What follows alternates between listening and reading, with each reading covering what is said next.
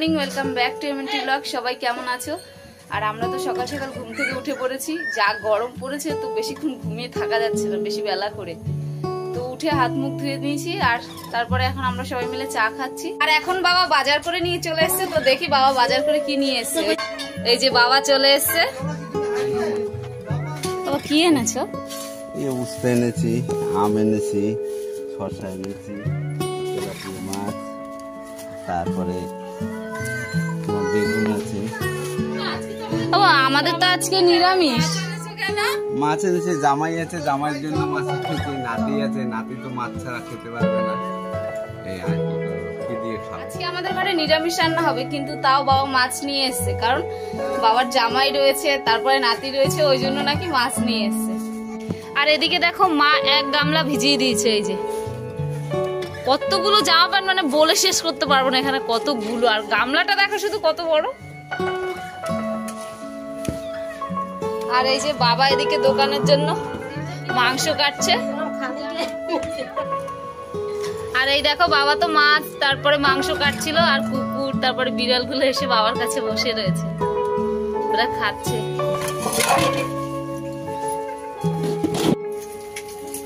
আর এদিকে বোন ভাত বসিয়ে দিয়েছে, আর আমাদের জন্য রুটি বানাচ্ছে।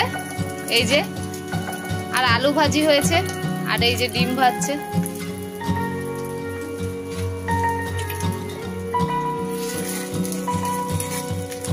দেখো বোন গরমে কিরকম ঘেমে গেছে, কত কষ্ট করছে। ওর জামাইবাবু এসছে বলে।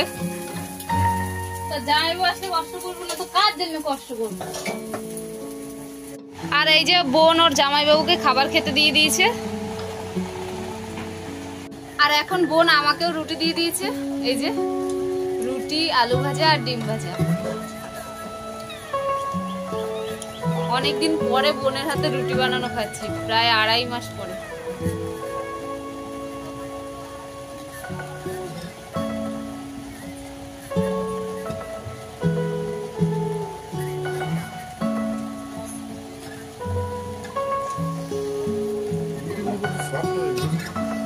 খুব নরম আছে।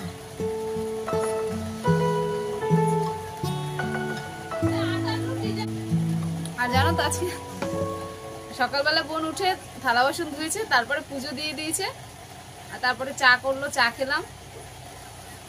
আর তারপরে রুটি বানাতে গেছে। তো রুটি বানাতে যখন গেছে তখন বোন আমাকে বলছে কি, বোন দিদি আমাকে একটু আলু ভাজাটা কেটে দিবি? আমি বলছি আমি পারবো না, দাঁড়া, বাবু বাইরে রোদের মধ্যে ঘুরছে, আমি এখন পারবো না। বোন বলে দাঁড়া আমি ইউটিউব চ্যানেলটা খুলে নি, তারপরে তোকে তোর কথা সব বলে দেবো, যে তুই ভীষণ পুরে কাজ করতে চাস না। আমি কিন্তু কেটে দিয়েছি আলু ভাজাটা।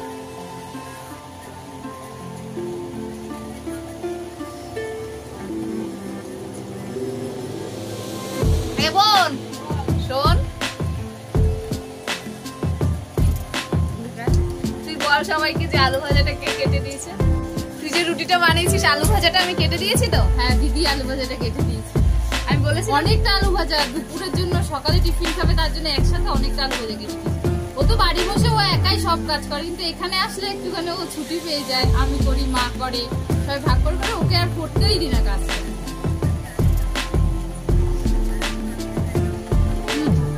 তো আমরা খাবারটা খেয়ে নিই, তোমাদের সাথে আবার পরে কথা বলছি। আর বাবা এখন স্নান করে চলে এসছে, দোকানে যাবে, তো সন্ধ্যা করে নিচ্ছে।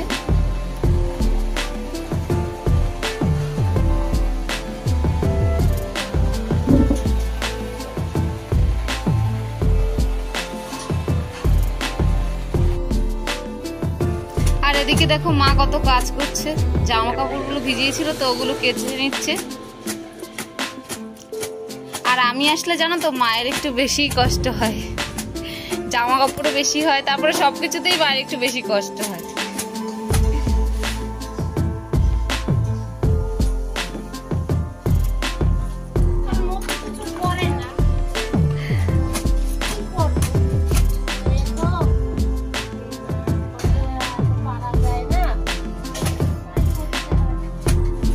বাইরে দিয়ে আসলে তো পুরো রান্না বান্না ভুলেই যায়, কি রান্না করতে হয়, কি দিয়ে কি মশলা লাগে তা তো এখন যায় না। পুরো বাড়ি আসলে আমার উপর সবকিছু। আজকে শুধু ওর নামে সবাই দুর্নামই বলবো, ওর নামে সবাই দুর্নাম বলছি। মা বললো, আমি বললাম, সবাই বলছে আমার মেয়েটা খুব আইসে। আসলাম একটু শান্তি করার জন্য বাড়িতে, আর সবাই এসে আমার নামে দুর্নাম শুরু করে দিয়েছে, বলছে আমি কাজ করছি না কোনো। কালকে এসেছি বলো, এসে আজকে কাজ করতে ভালো লাগে, আর বাবার বাড়ি এসে একদিন একটু বসে খাই। আর এই দেখো বাবু মাজা খাবে বলে ওই যে দিদুন মাজা বার করে দিচ্ছে ফ্রিজ থেকে, শুধু একটু পর পর ফ্রিজ দেখিয়ে দিচ্ছে মাজা খাবে মাজা খাবে। আবার ওদিকে চলে গেছে ওর মাম্মাম মেশিন চালিয়েছে, ওই মিক্সার মেশিন।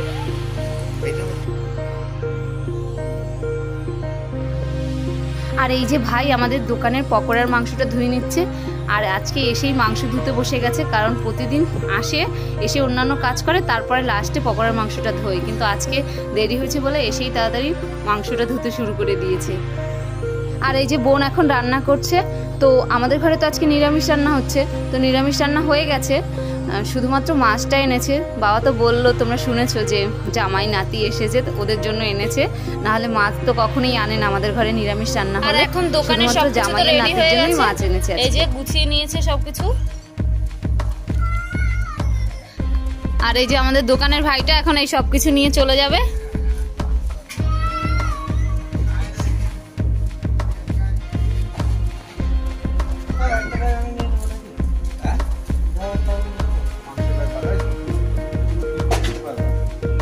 ভাইটা আগে যাবে, গিয়ে দোকান খুলবে, তারপরে বাবা যাবে।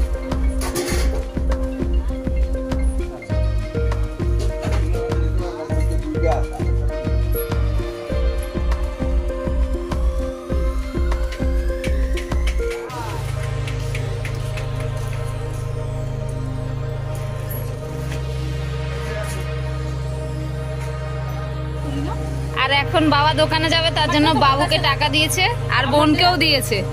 বাবা আমারটা দাও, বাবা আমারটা দাও, বললেই এখন তোমার কি বাবা, তোমার ছেলে আছে, তোমার দাও না, আমাকেও দাও।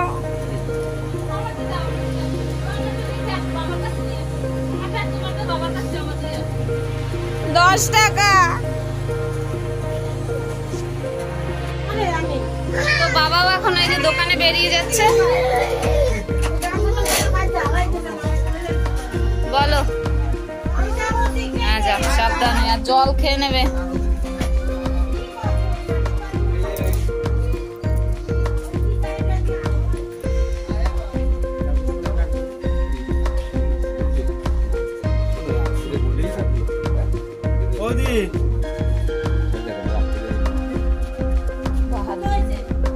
আচ্ছা, ছেলের 155 আর তোমার 58।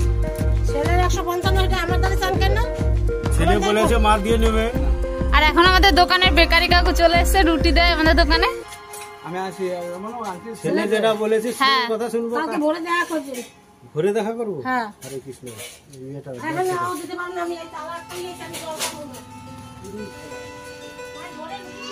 আর রাস্তাঘাট দেখো পুরো ফাঁকা, লোকজন নেই বললেই চলে, একদম এত রোদ উঠেছে না।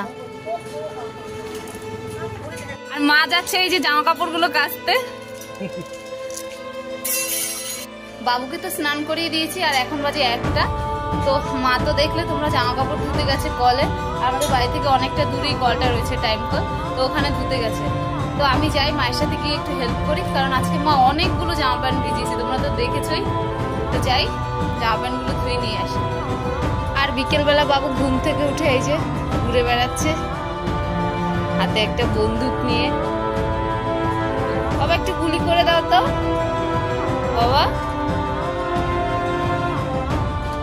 ওইভাবে গুলি কর, তো গুলি তোমার গায়ে লেগে যাবে, সোজাসুজি করতে হয়।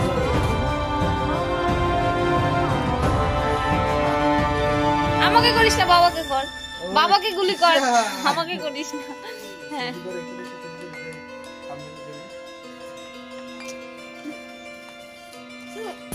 আমাকে আমাকে গুলি করতে ছুটে আসছে। বাঁচাও বাঁচাও বাঁচাও বাঁচাও বাঁচাও বাঁচাও।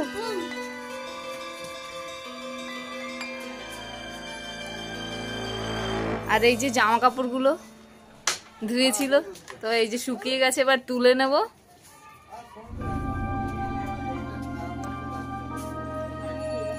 আর এই দেখো মা এখন আমাদের ওই মুদিখানা দোকানের জন্য মাল নিয়ে চলে এসছে। মা খেয়ে উঠে একটু বিশ্রামও করেনি, খেয়ে উঠেই সাথে সাথে আবার দোকানের জন্য মাল আনতে গেছে। এই যে মাল নিয়ে চলে এসছে।